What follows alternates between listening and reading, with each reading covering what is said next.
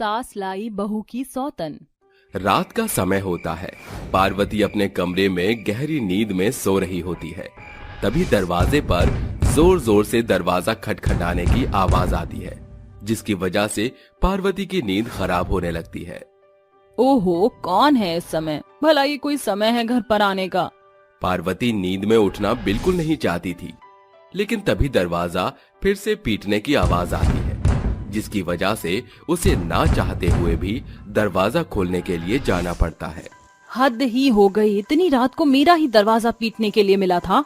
जैसे ही पार्वती दरवाजा खोलती है, दरवाजे पर उसका बेटा राहुल एक लड़की के साथ खड़ा होता है, जिसे देखकर पार्वती राहुल से कहती है, अरे राहुल, ये क्या?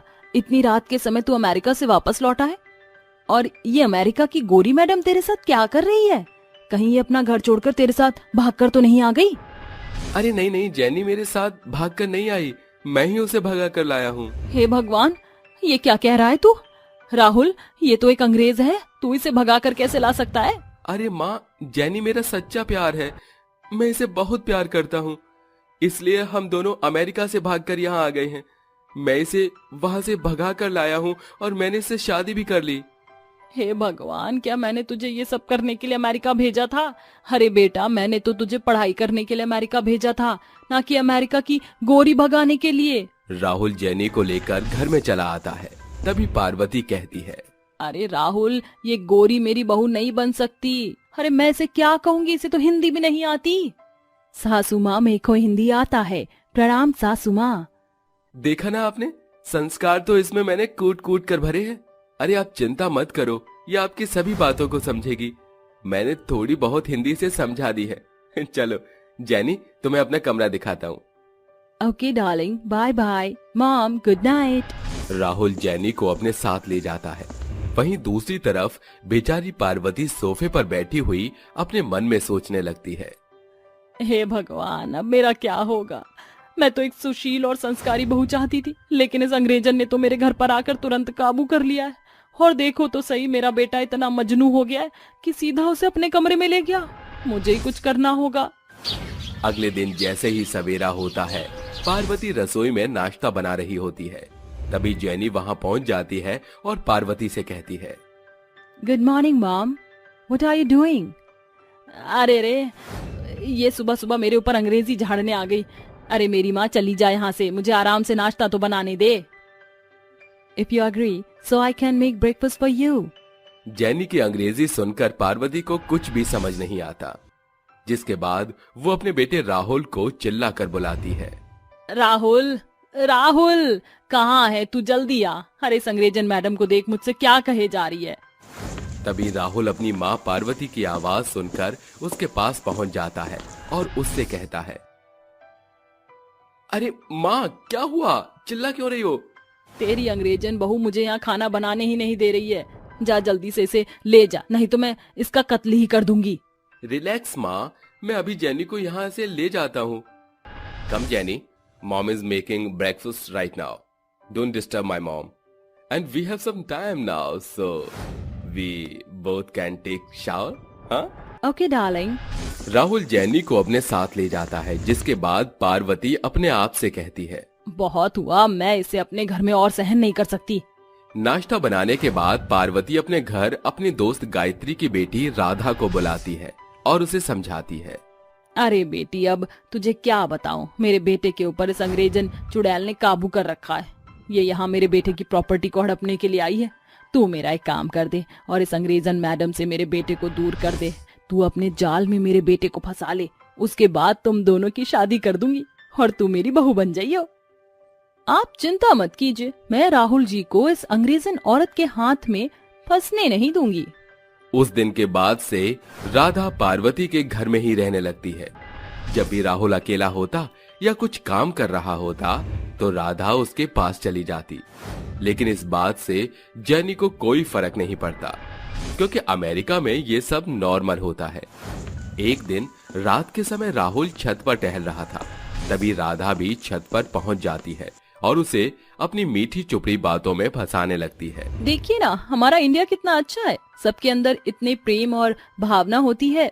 वहीं ये अमेरिका वाले लोग, इन्हें तो रिश्तों के बारे में कुछ पता ही नहीं होता, निभाना तो बहुत दूर की बात है। राहुल बड़े ही ध्यान से राधा की बातें सुनने लगता है। धीरे धीरे राधा जैनी के बारे में राहुल को पूरी तरह भड़का देती है और कई बार गलती खुद करके जैनी के ऊपर डाल देती है। धीरे धीरे राहुल को जैनी बहुत बुरी लगने लगती है, जिसकी वजह से उन दोनों के बीच लड़ाइयां शुरू हो जाती हैं। वहीं दूसरी तरफ एक दिन राधा राहुल को कॉफी में नशे की दवाई मिलाकर पिला देती है, जिसकी वजह से राहुल नशे में हो जाता है। जिसका फायदा उठाकर राधा उसे प्रॉपर्टी के पेपर साइन करवाने की कोशिश करती है। ये कुछ डॉक्यूमेंट हैं गरीब संस्था के लिए, गरीब लोगों की मदद करेंगे तो वो हमें दुआएं देंगे, आप इन पर साइन कर दीजिए राहुल जी। राहुल की आंखें पूरी तरह खुल नहीं पाती, जिसकी वजह से वो ठीक से पेपर पढ़ नहीं पाता। राहुल साइन करने ही वाला था कि इतने में वहां जैनी पहुंच जाती है और राहुल के हाथों से उन पेपर्स को छीनकर पढ़ने लगती है। Oh my God, it's not a donation paper. This is our property paper. जैनी तुरंत उन पेपर्स को ले जाती है और राहुल के लिए एक नींबू पानी बनाकर लाती है ताकि उसका नशा उतर सके। जैसे ही राहुल नींबू पानी पीता है, उसे थोड़ा सा होश आने लगता है, जिसके बाद वो उन पेपर्स को पढ़ता है। तभी वो अपनी माँ पार्वती को बुलाता है और राधा की सारी सच्चाई उसे बताता है, जिसे सुनने के बाद पार्वती रोने लगती है और अपने बेटे से कहती है, मुझे माफ कर दे बेटा, मैं इस अंग्रेजन बहू को अपने घर से भगाने के चक्कर में इस राधा की बच्ची को यहाँ लेकर आई थी। मुझे नहीं पता था कि ये इतनी चालाक निकलेगी, लेकिन मुझे अपनी अंग्रेजन बहू पर बहुत गर्व है। इसने आज हमें इतनी बड़ी मुसीबत से बचा लिया। अगर आज ये ना होती तो हम तो बेघर ही हो जाते। तभी जैनी वहाँ पुलिस बुला लेती है और पुलिस राधा को गिरफ्तार कर ले जाती है। ये सब देखकर पार्वती जैनी को गले से लगा लेती है। उस दिन के बाद से पार्वती जैनी को अपनी बहू मान लेती है और उसके साथ खुशी खुशी रहने लगती है। काली बहू का जादुई लहंगा। देखो भाई साहब, वैसे तो आपकी बेटी और मेरे बेटे का कोई मेल नहीं, क्योंकि एक तो इसका काला रंग, ऊपर से नैन नक्श से भी नाकाम, पर बेटी जात जानकर इसे बहू बना रही हूँ। बदले में बतौर 10 लाख का दहेज एक 4 चक्के की कार और घर बार का साज सामान, बारातियों का स्वागत सत्कार होगा। मोहिनी के मुंह से दहेज की मांग से बेबस बाप धीना असमंजता में डाल देता है। मगर मैं बेचारा गरीब बाप दहेज का इतना दाम कहाँ से जोड़ सकूंगा? मैं कौन सा दहेज का 10 लाख अभी ही मांग रही हूँ, वो तो ब्याह के बेला की बात है। बेटी का ब्याह धीना को कर्ज के दलदल में धकेल देता है। बावजूद इसके धीना दहेज का सारा दाम नहीं जोड़ पाता। पुश्तों से लेकर सब कुछ दांव पर लगाने के बावजूद भी उसे पैसे कम पड़ते हैं। ब्याह के दिन बेटी की विदाई की बेला पर पिता कहता है, अरे समधन जी, दहेज में 2 लाख का दाम कम रह गया, बहुत जल्दी वो ही चुका दूंगा। इसके बाद बारात दुल्हन के लिए ससुराल की ओर अग्रसर होती है, जहां मोहिनी कड़वे शब्दों में कोहिना का स्वागत करते हुए कहती है, अरे ओ मेरी काली कमली कुरूपा बहू, अपने काले कदमों से गृह प्रवेश करके भीतर आ जा। जैसे ही कोहिना भीतर आती है, बिजली गुल हो जाती है। हे ईश्वर, इस कलमुही के काले मनहूस कदम पड़ते ही घर का उजियारा अंधियारे में छा गया। मोहिनी के मुंह से कड़वे बोल सुनकर कोहिना अपने मन में कहती है, हे कृष्ण कन्हैया, अपने भक्त पर कुलक्षणी का कालिक लगने से बचा लो भगवान। एकाएक पूरा घर रोशनी से उजागर होता है, मानो भगवान ने भक्त की पुकार सुन ली हो। अभी सप्ताह भर भी हुआ था कि सास का सताव शुरू हो जाता है। अरे ओ मेरी काली कलमुही बहू, शादी को सप्ताह बीत गया, अब तक तेरा बाप पैसे लेकर यहाँ पधारा क्यों नहीं? सासू माँ, कल ही मेरी बाबूजी से बात हुई थी, वो बहुत बुरे दौर से गुजर रहे हैं। अरे मैं तेरे बाप के दुखों का बखान सुनने नहीं बैठी। या तो वो दहेज का दाम चुकता करे, वरना दहेज के 2 लाख तुझे बहू से बाई बनाकर अदा करवाऊंगी। मोहिनी कोहिना को खूब खरी खोटी सुनाती है। एक सांझ दोनों माँ बेटे मिलकर कहते हैं, माँ, मैं तो कहता हूँ इस बला को उठाकर सीधे बाहर फेंक देते हैं। मानस, तू बड़ा मंदबुद्धि है। देखते जा, मैं इसे ऐसे कुत्तों की तरह काम करवाऊंगी कि ये खुद अपना रास्ता नाप लेगी। दहेज की 2 लाख के दाम के लिए मोहिनी कोहिना के कंधों पर हर एक दिन सैकड़ों कामों का बोझ बढ़ाती जाती है। अरे ओ काली स्याह, बैठी क्यों है, काम कर। माँ जी, सारा काम हो गया है, अब करने को क्या बचा है? आप जानबूझकर मेरे लिए कामों में कमी निकाल कर मुझे तंग करती हैं। इतनी ज्यादती तो कोई जानवरों के साथ भी नहीं करता। ये सुनकर मोहिनी गुस्से से भौहें चढ़ाकर कोहिना को कसाई की नाई मारती है। तभी मानस भी उस पर टूट पड़ता है। अरे मेरी माँ से जबान लड़ाने की तेरी जुर्रत कैसे हुई? मेरे घर में तुझ काली बदरा की जरूरत नहीं है। दोनों बेचारी बहू को घर से बाहर निकालकर दरवाजा बंद कर देती है। कोहिना रोते हुए एक जंगल की ओर अग्रसर होती है कि एकाएक उसके कानों में एक आवाज सुनाई देती है।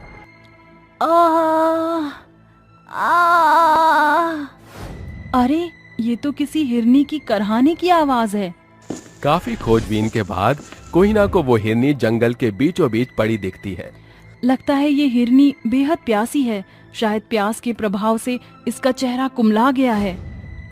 कोहिना पास पड़े मिट्टी के एक बर्तन में नदी से पानी लाकर जैसे ही हिरनी को पिलाती है, एक तेजोमय प्रकाश के साथ हिरनी परी में परिवर्तित हो जाती है। तुम्हारा बहुत बहुत शुक्रिया। बरसों बाद मुझे मेरा स्वरूप प्राप्त हो गया। पर तुम हिरनी कैसे बनी थी? बरसों पूर्व मुझसे एक परिपक्व पाप हो गया था, जिसके कारण मैं परी से हिरनी में बदल गई। कहो, तुम्हें मुझसे क्या चाहिए? मुझे कुछ भी नहीं चाहिए। परी की नजर एकाएक कोहिना के फटे पुराने कपड़ों पर जाती है। परी अपनी जादुई छड़ी घुमाकर अपने कौतुक से एक मलमल कपड़ा उसे देकर कहती है, कोहिना, ये एक जादुई मलमल का वस्त्र है जिसे तुम किसी भी सांचे में ढाल सकती हो। साथ ही ये तुम्हारी दिन दशा को भी बदलाव देगा। जादुई कपड़े का भेद बताकर परी ओझल हो जाती है। जादुई कपड़े को लेकर कोहिना अपने पिता के घर पहुंचती है। पिताजी। अरे मेरी बच्ची, तू ससुराल में सब कुशल मंगल तो है? पिताजी, वो दोनों माँ बेटे अव्वल दर्जे के दरिंदे हैं। दहेज के 2 लाख के दाम के लिए पति की प्रताड़ना और सास का सताव सब कुछ सहन किया। उन्होंने अपना स्वार्थ साधने के लिए मुझ काली को बहू बनाया था। दीना की निगाह चमकते कपड़े पर पड़ती है। ये कितना सुंदर मलमली कपड़ा है, एकदम सोने के समान चमक दमक रहा है। कोहिना अपने पिता से परी का परिचय साझा करती है।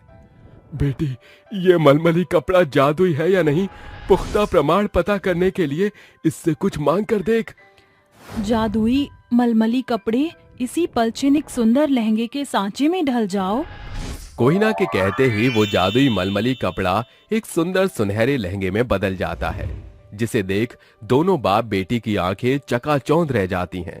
पिताजी, ये तो सचमुच में जादुई कपड़ा था। उसी कपड़े से ये लहंगा बना है। इसका मतलब अब ये लहंगा जादुई लहंगा है। ये सोचकर कोहिना सुंदर सुनहरे जादुई लहंगे से बोलती है, ऐ मेरे जादुई मखमली लहंगे, मुझे खूब सारे सुंदर लहंगे दो। कोहिना के इतना कहते ही जादुई मखमली लहंगे में तेज प्रकाश पड़ने के साथ उसके भीतर से सैकड़ों रंग बिरंगे सुंदर लहंगों की बौछार लग जाती है। अब ये जादुई लहंगे से मिले ये लहंगे ही कोहिना की कमाई का जरिया बनेगा। अब हम दोनों मिलकर लहंगों का कारोबार शुरू करेंगे। जादुई लहंगे से मिले लहंगों को लेकर कोहिना बाजार में बड़े लहंगे व्यापारी के हाथों उन्हें बेच आती है, जिससे उसे जो पैसे प्राप्त होते हैं उससे वो सबसे पहले अपने घर की आर्थिक अवस्था को सुधारती है। ऐसे ही हर एक दिन वो जादुई लहंगे से लहंगे की बड़ी व्यापारी बन जाती है। कुछ महीनों बाद पिताजी, जादुई लहंगे से मिले सुंदर लहंगे आज लाखों में बिक रहे हैं। हमारी आर्थिक दशा फर्श से अर्श पर आ गई है, जिसका मुख्य श्रेय जादुई मलमली लहंगे को जाता है। बेटी, अब तो हमारे पास पैसे की कोई किल्लत नहीं रही। जादुई लहंगे से हम दहेज का 10 गुना दाम दे सकते हैं। अब तू अपने ससुराल चली जा। पिताजी, मैं इस जादुई लहंगे से उन लोभियों को एक फूटी कौड़ी भी नहीं दूंगी। कोहिना अपना बीता जीवन बिसार कर बिना रुके थके आगे की ओर अग्रसर होती है। हे मेरे जादुई मलमल के लहंगे, मुझे भिन्न भिन्न भांति के लाजवाब लहंगों को मुहैया कराओ, ताकि मैं गरीबों की बेटियों को जो दुल्हन बनती हैं, उनका महंगा लहंगा पहनने की लालसा को पूरा कर पाऊं। जादुई मलमली लहंगा कोहिना को अनेकों सुंदर सांचे से गढ़े लहंगे देता है, जिनसे कोहिना गरीब बेटियों के ब्याह में लहंगे दिया करती थी। समय गुजरता गया। अब कोहिना के लहंगों के कई बड़े शोरूम, दुकान और कारखाने हो चुके थे। फिर एक दिन कोहिना अपने जादुई लहंगे को निहारती हुई कहती है, क्या मेरा ये जादुई लहंगा मेरे काले भद्दे रूप को भी बदल सकता है? ऐ मेरे जादुई लहंगे, मेरे काले रूप की काया पलट कर दो। कोहिना के कहते ही उसी पल छिन जादुई लहंगा कोहिना को सर से पांव तक सराबोर कर देता है, जिसके साथ उसका रूप एक मेनका जितना निखर जाता है। क्या सचमुच ये मेरा ही अक्ष है? शुक्रिया मेरे जादुई लहंगे, तुमने मेरे कुरूपता की काया पलट कर दी आज। अपने सुंदर सुनहरे रूप को देख कोहिना फूले नहीं समाती और बहू का बुरा जीवन बिसार कर बतौर भविष्य में आगे बढ़ जाती है। औरत को पहुंचाया गया आघात अक्सर उनके जीवन में गहरी छाप की छवि छोड़ जाती है, जिसे बिसारना बेहद कठिन हो जाता है। आज कोहिना का नाम सैकड़ों सफल औरतों की श्रेणी में शुमार है। स्वरूप चाहे जैसा भी हो, अगर उसे अपना साया समझकर साथ लिए चलो तो सफलता की सीढ़ियां भी आपका साथ देती हैं। अरे चल मंटू, जल्दी से मेन काम में बदल कर दिखा, हाल तो जलाल तो रूप बदल दे तू। एक बड़ी भीड़ ने जादूगर अजूबे को चारों ओर से घेरे हुए था। उसका करतब देखकर लोग बहुतेरे बखान करके थोड़े बहुत पैसे देकर चल देते हैं, जिसे लिए जादूगर अपने घर आता है, जहां उसकी पत्नी पवित्रा कहती है, क्या हुआ जी, आपका चेहरा कुमलाया हुआ क्यों है? अरे पवित्रा, प्रत्येक दिन दर्शकों को अथक कौतुक करतब दिखाने के बावजूद भी ये चंद चिल्लर नसीब होते हैं। अरे जादूगरी में सैकड़ों जोखिम के बावजूद विशेष कमाई नहीं होती, तो चेहरा कुमलाएगा नहीं तो क्या होगा? परेशान ना हो जी, ये बुरा दौर भी बीत जाएगा। अरे पवित्रा, मैं चाहता हूँ कि तुम मुझे एक पुत्र जन कर दो, ताकि हम पिता और पुत्र मिलकर आने वाले भविष्य में अपने कौतुक करतब से खूब कमाई करें। इसके पश्चात पवित्रा प्रत्येक वर्ष गर्भवती होकर बेटियां जनती है। ये सिलसिला 5 सालों तक चलता है। अब अजूबा और पवित्रा 5 बेटियों के माता पिता बन चुके थे। अजी, मैं किसी काबिल नहीं, आपको एक पुत्र सुख भी ना दे सकी। अरे खुद को क्यों दोष देती हो? हम दोनों दंपत्ति पिछले 5 सालों से इसी प्रयास में तो लगे हैं। क्या पता भगवान की यही योजना हो कि मेरा भाग्य मेरी 5 बेटियों के हाथ में ही बंधा हो, इसलिए हमें पुत्र प्राप्ति न हुई हो। समय गुजरता है। जादूगर अजूबा रोजाना कोसों दूर जाकर अपने कौतुक करतब करके जो कमाई करके लाता, उससे सभी का पेट पालता। कुछ सालों बाद, अरे देखते ही देखते 5 साल का पड़ाव पार हो गया। समय दस्तक दे चुका है जब मैं अपनी बेटियों को उनके नाम के अनुसार उन्हें जादूगर की कला से अवगत कराऊं। नीरा, अग्नि, दीपिका, अनुजा, नेत्रा, अपने पिता के पास आओ बेटा। जादुई पिता की पुकार सुनकर 5 उसकी ओर अग्रसर होती हैं। अजूबा हर एक दिन सप्ताह उन्हें जादू की जानकारियां दिए चला जाता है। देखते ही देखते 5 वर्ष और पूर्ण हो जाते हैं। नीरा, तुम इस जादूगर पिता की पहलौटी संतान हो, इसलिए तुम अपने मुंह से पानी का कौतुक करतब दिखाओगी। अग्नि, तुम आग का कौतुक करतब दिखाओगी। अग्नि, ज्वाला तुम्हारा बाल भी बांका नहीं कर सकेगी। दीपिका, तुम अपने तार जैसे लंबे कद से कौतुक करतब दिखाओगी। अनुजा, तुम अपने बौने कद से दर्शकों को सर्वाधिक हर्षोल्लास से भरोगी। और नेत्रा, जिस अंधेर नगरी को भी आंख भरकर देखेगी, तुम्हारी कौतुक करतब से वो रोशनी से उजागर हो जाएगी। जाओ और जाकर 5 बहनें अपने जादुई कौतुक करतब का प्रयोग करो। 5 जादुई बहनें एक साथ निकल पड़ती हैं। अगर हम 5 बहनें इस भरे बाजार में अपना जादुई करतब दिखाएं, तो हम कई गुना ज्यादा कमाई कर सकते हैं। हाँ चलो। 5 बहनें बीच बाजार अपना जादू दिखाना शुरू करती हैं। जहां अग्नि आग के अंगारे, वहीं नीरा जल का झरना बन जाती है और बौनी बहन अनुजा कहती है, जादुई बहनों का खेल निराला, एक अग्नि का ज्वाला, दूजी पानी का प्याला, आओ आओ दर्शकों। देखते ही देखते जादुई बहनों का कौतुक करतब देखने के लिए भीड़ भड़ाका जमा हो जाता है। दिन भर दोपहरी में दर्शकों को जादू दिखाकर सांझ की बेला को 5 पैसे लिए घर लौटती हैं। पिताजी, हम 5 बहनों ने अपने जादुई करतब से इतने पैसों की कमाई की है। जानते हैं पिताजी, जब अग्नि और नीरा जीजी अपने मुंह से आग पानी की बौछार कर रही थी, तो लोगों ने हम जादुई बहनों का खूब बखान किया। जुग जुग जियो मेरी बच्चियों, ऐसे ही अपने जादूगर पिता का नाम रोशन करना। फिर एक दिन अजूबा और पवित्रा गांव की सीमा से बाहर जा रहे थे, जहां दुर्भाग्यवश उनका देहांत हो जाता है। ये खबर सुन पांचों बहनें बोलती हैं, शायद इसी बुरे मंजर के लिए हमारे पिता ने हम बहनों को जादू का करतब सिखाया था। सभी बहनें अपने जादुई खेल करतब को पेट भरने का जरिया बना लेती हैं। एक रोज जब पांचों सड़क पर दर्शकों को जादू दिखा रही थीं, तभी वहां सुलोचना आती है। लंबी बहन छुए आसमान की तराई को, बौनी बहन करे अपनी बड़ाई खुद। क्या देखा है दर्शकों ऐसे कौतुक करतब की लड़ाई।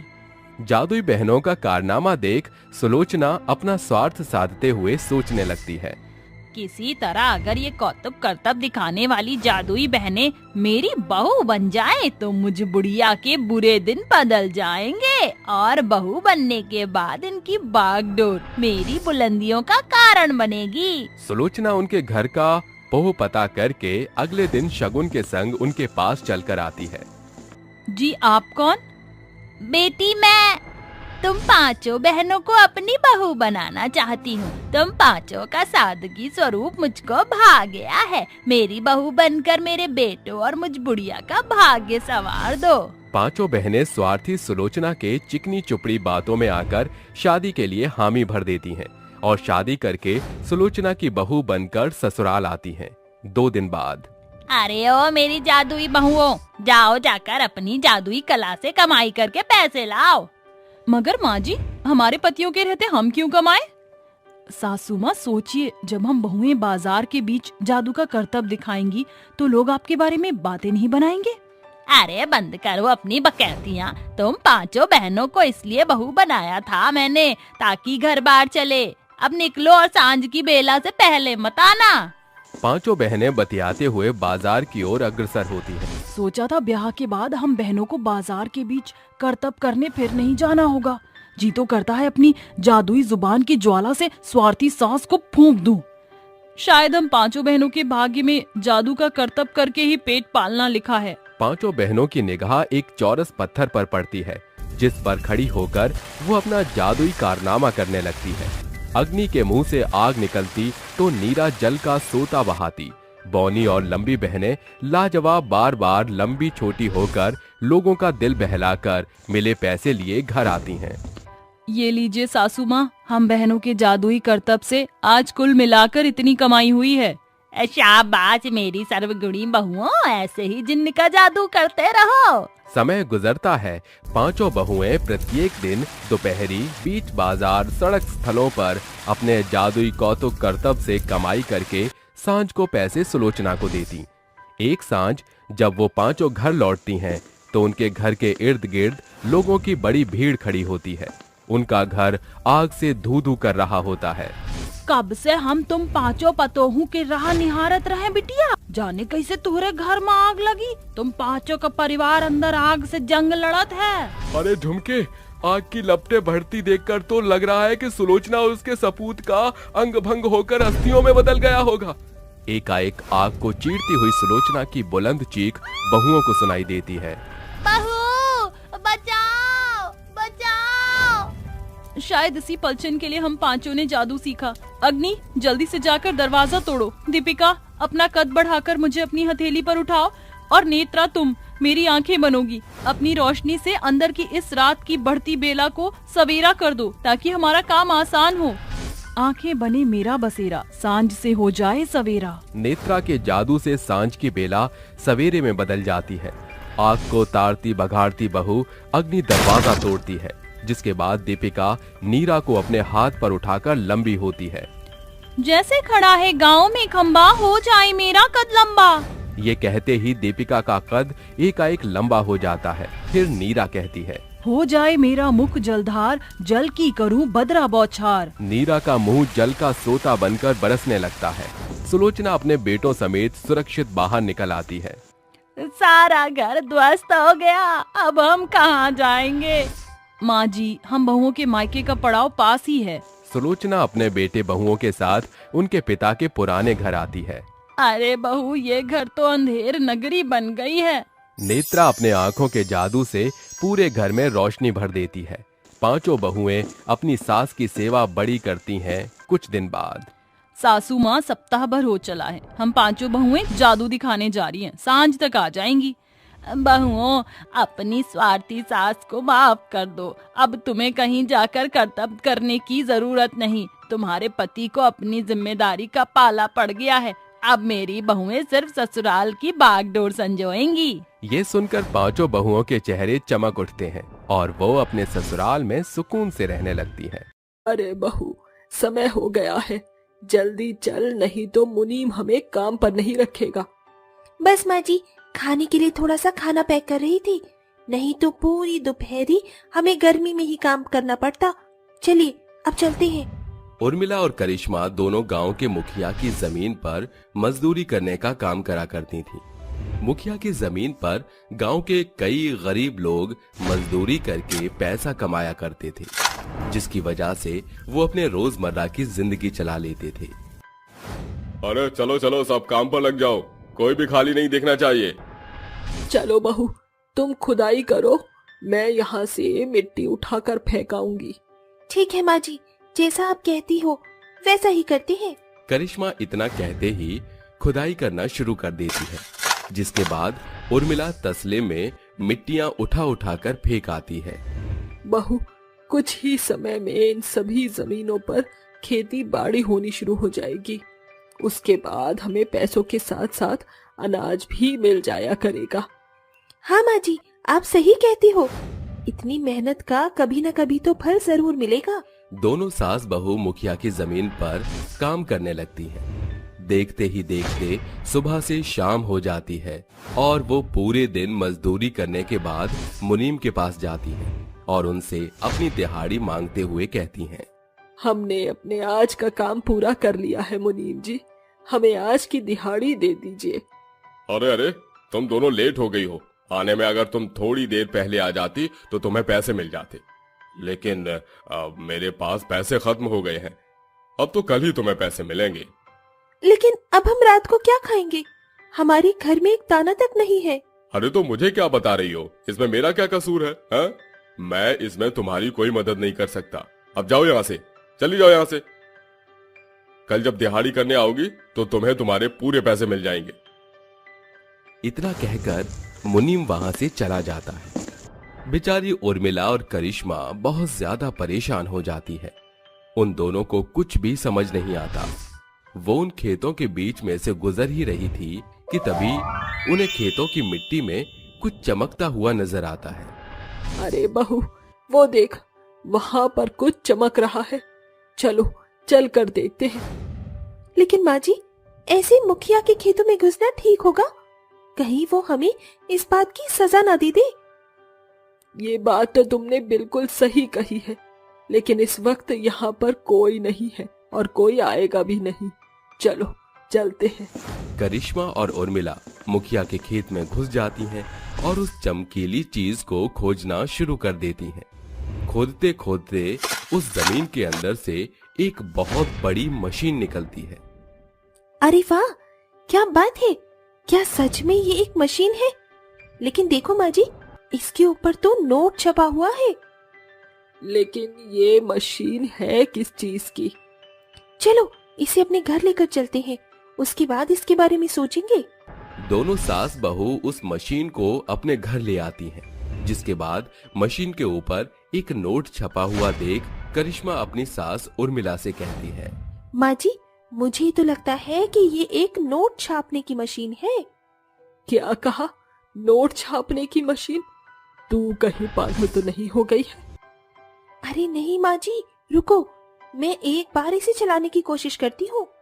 करिश्मा मशीन को चलाने की कोशिश करती है और एक सफेद कागज लाकर उस मशीन के अंदर डाल देती है। कुछ ही देर में उस सफेद कागज के करारे करारे नोट बनकर उस मशीन से बाहर निकलते हैं, जिन्हें देखकर उर्मिला और करिश्मा दोनों दंग रह जाती हैं। तभी करिश्मा खुशी से पागल होकर कहती है, देखा, मैंने कहा था ना, मैंने कहा था माँ जी, ये एक नोट छापने की मशीन है।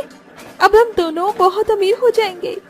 करिश्मा अपनी सास उर्मिला के साथ मिलकर पूरी रात नोट छापने वाली मशीन से नोट बनाकर निकालती है। सुबह तक उनके पास कई सारा पैसा इकट्ठा हो जाता है और अगले दिन जैसे ही सवेरा होता है वो अपने लिए अपनी जरूरत का सारा सामान और अपने लिए एक प्यारा सा घर खरीद लेती है। माँ जी, देखो तो सही कितना प्यारा है ये घर। मुझे तो लग रहा है जैसे मैं अभी किसी सपने में जी रही हूँ। अरे सपने से बाहर आजा बहू, ये सब हकीकत है। हम इस महल जैसे घर में रहेंगे आज से। करिश्मा और उर्मिला गांव में सबसे बड़े और सबसे सुंदर घर में रहने लगते हैं। देखते ही देखते उनके पास उनकी अपने कई सारे खेत भी आ जाते हैं। वो दोनों नोट छापने वाली मशीन से बहुत अमीर होने लगती हैं। साथ ही साथ वो दोनों मिलकर गरीब लोगों की मदद भी करनी शुरू कर देती हैं। ये सब गांव का एक कालू नाम का आदमी मुखिया के घर जाता है और उन्हें सब बताने लगता है। अरे मुखिया जी, अरे आप यहाँ हाथ के ऊपर हाथ धरकर बैठे हो और दूसरी तरफ गांव में 2 कौड़ी की औरतें आपका मुकाबला कर रही हैं। उनके पास आपसे ज्यादा पैसा है। क्या कहा? मुझसे भी ज्यादा पैसा? इस गांव में मेरे जितना पैसा किसी के पास नहीं है। तुम झूठ बोलते हो।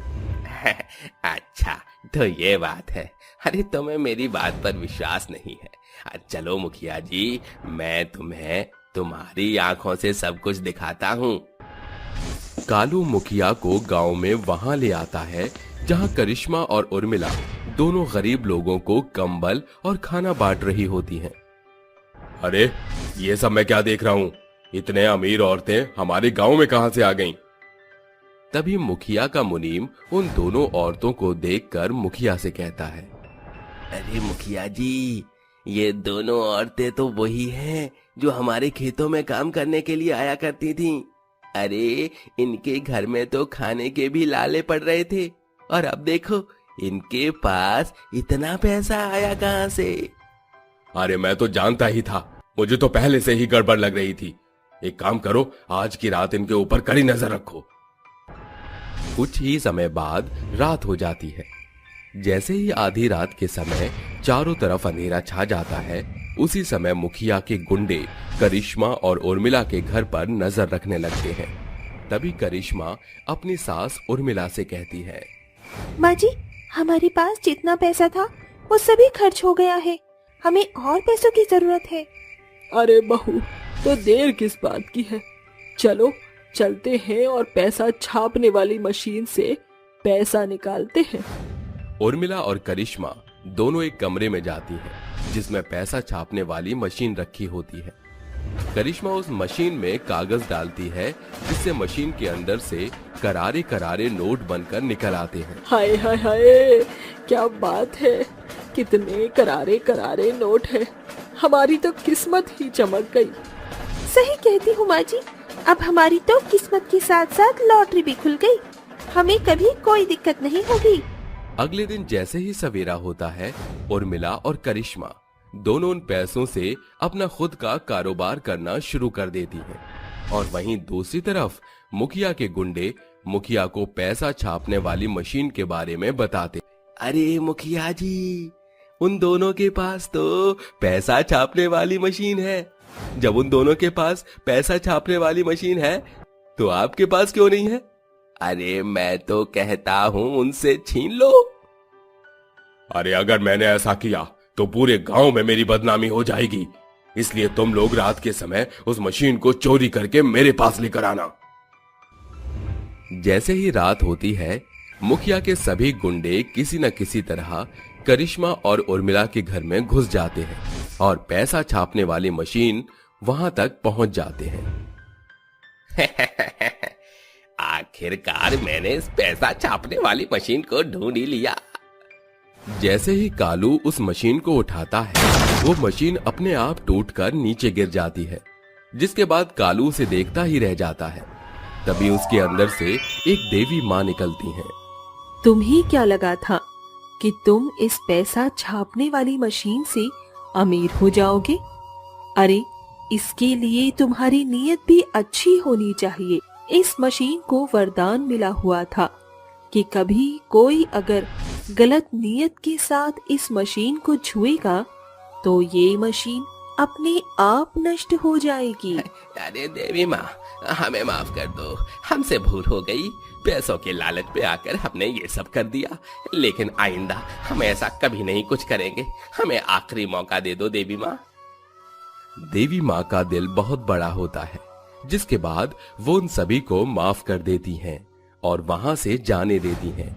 वहीं दूसरी तरफ करिश्मा और उर्मिला ने जो कारोबार बढ़ाया होता है, उससे उनकी आमदनी अच्छी खासी चलने लगती है और वो खुशी खुशी अपना जीवन व्यतीत करने लगती हैं। लड्डू बनाने वाली चुड़ैल सास बहू।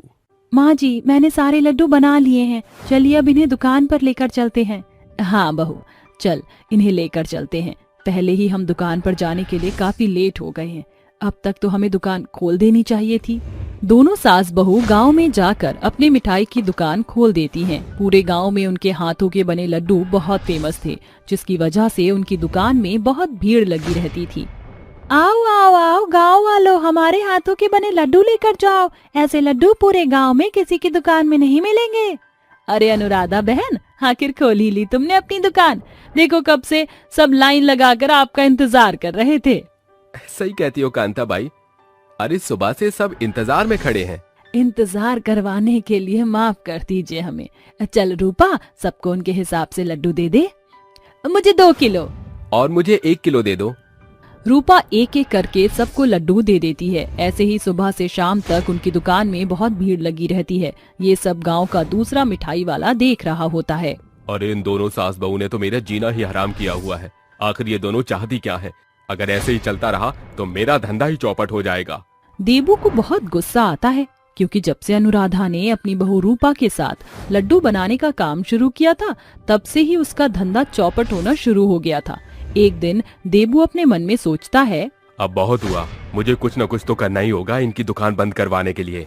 देबू उनकी दुकान बंद कराने का इंतजार करता है और जैसे ही वो दोनों सास बहू अपनी दुकान बंद करके जाती हैं, देबू चोरी छुपे उनकी दुकान के अंदर घुस जाता है।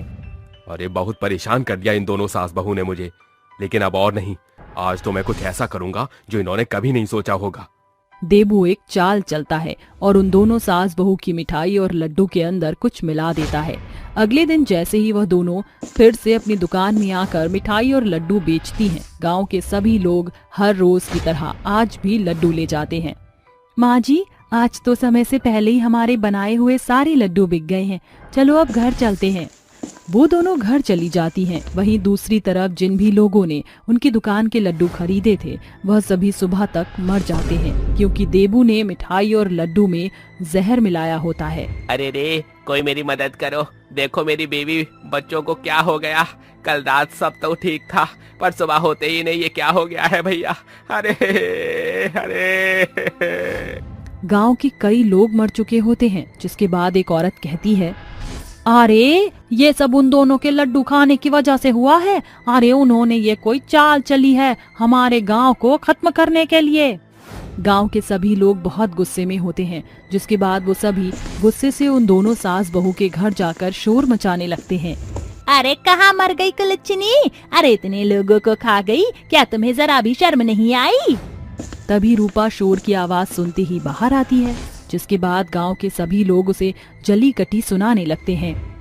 देखिए, आप लोगों को कुछ गलतफहमी हुई है। अरे हम तो लड्डू खुद अपने घर में बनाते हैं, भला हम किसी के साथ ऐसा क्यों करेंगे? अनुराधा भी बाहर आ जाती है, जिसके बाद वो भी गांव के लोगों को समझाने की कोशिश करती है। अरे तुम दोनों की चालाकी यहाँ नहीं चलेगी। तुम दोनों सास बहू तो आस्तीन के सांप हो, सांप। देख क्या रहे हो गाँव वालों, पत्थर उठाओ और मारो इन्हें। देबू की बातों में आकर गांव के सभी लोग पत्थर उठाकर उन दोनों सास बहू को मारना शुरू कर देते हैं, जिसके बाद वह दोनों वहीं तड़प तड़प के मर जाती हैं और देबू उन दोनों की लाश को उठवाकर जंगल में फेंकवा देता है। आखिर इन दोनों सास बहू का किस्सा खत्म हो ही गया। अब मैं अपनी मिठाई की दुकान अच्छे से चलाऊंगा। ऐसा सोचकर वो वहाँ से चला जाता है। रात होते ही वह दोनों सास बहू भयानक चुड़ैल में बदल जाती हैं, जिसके बाद वो दोनों आपस में बात करती हैं। आखिर इन गांव वालों ने हमारे साथ ऐसा क्यों किया? हमने तो कभी किसी का बुरा नहीं चाहा। हमें इस बात का पता लगाने के लिए गांव में जाना चाहिए। वह दोनों चुड़ैल सास बहू गांव में पहुंच जाती हैं, जिसके बाद वह सबसे पहले अपनी दुकान की तरफ जाती हैं, जहाँ वो देबू उनकी दुकान जलाते हुए उनको दिखाई देता है। अरे ये तो देबू है, लेकिन ये हमारी दुकान क्यों जला रहा है? इस देबू के बच्चे को तो मैं अभी बताती हूँ। रुको बहू, देखने तो दो, आखिर ये ऐसा क्यों कर रहा है? दोनों चुड़ैल सास बहू देबू को उनकी मिठाई की दुकान जलाते हुए देख रही होती हैं, लेकिन देबू को वह दोनों चुड़ैल दिखाई नहीं पड़ती। अरे दोनों सास बहू तो मर गई, मेरा प्लान काम कर गया। अब इन दोनों सास बहू की दुकान भी जला देता हूँ। जैसे ही देबू माचिस जलाता है, रूपा उसका हाथ पकड़ लेती है। अरे ये क्या, मेरा हाथ किसने पकड़ा है? अरे कोई मुझे दिखाई क्यों नहीं दे रहा है? तभी वहाँ जोर जोर से चुड़ैल के हंसने की आवाज आनी शुरू हो जाती है। इसका मतलब तू ही है वो जिसकी वजह से हम दोनों सास बहू की जान चली गई। चुड़ैल की आवाज सुनते ही देबू डर के मारे थर थर कंपने लगता है, जिसके बाद चुड़ैल देबू से कहती है, बता देबू, तूने ऐसा क्यों किया? आखिर तूने हमारी दुकान की मिठाई और लड्डू में ऐसा क्या मिलाया था जिससे लोगों की जान चली गई? देबू डर के मारे सब कुछ बता देता है, जिसके बाद दोनों चुड़ैल सास बहू उसके सामने प्रकट होती हैं। तुमने ये बहुत गलत किया। अब तुम्हें गांव वालों को इकट्ठा करके हमारी बेगुनाही पेश करनी होगी और अपने जुल्म को कबूल करना होगा, तभी हम तुम्हें छोड़ेंगे, नहीं तो हम तुम्हें मार देंगे। जो तुम दोनों चाहती हो मैं वही करूँगा, और तो और मैं यहाँ से बहुत दूर चला जाऊंगा। देबू उसी समय गांव के सभी लोगों को इकट्ठा करता है और उन्हें सब कुछ सच सच बता देता है। मैंने ही धोखे से मिठाई के अंदर जहर मिलाया था, जिसके कारण गांव के कई लोगों की मौत हो गई। मुझे मेरी गलती का पछतावा है, मुझे माफ कर दो।